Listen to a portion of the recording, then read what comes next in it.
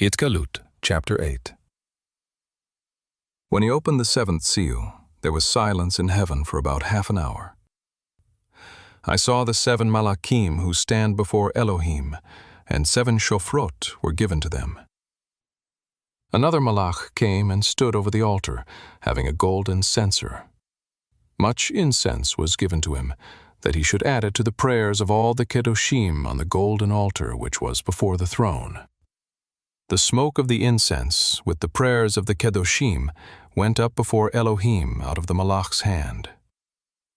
The malach took the censer, and he filled it with the fire of the altar, and threw it on the earth.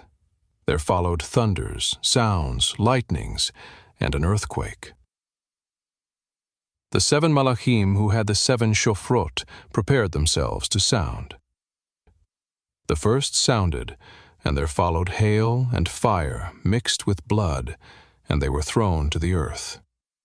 1/3 of the earth was burnt up, and 1/3 of the trees were burnt up, and all green grass was burnt up. The second malach sounded, and something like a great burning mountain was thrown into the sea.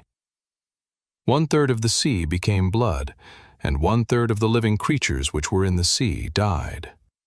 1/3 of the ships were destroyed. The third malach sounded, and a great star fell from the sky, burning like a torch, and it fell on 1/3 of the rivers, and on the springs of the waters. The name of the star is called La'anah. 1/3 of the waters became wormwood. Many people died from the waters, because they were made bitter.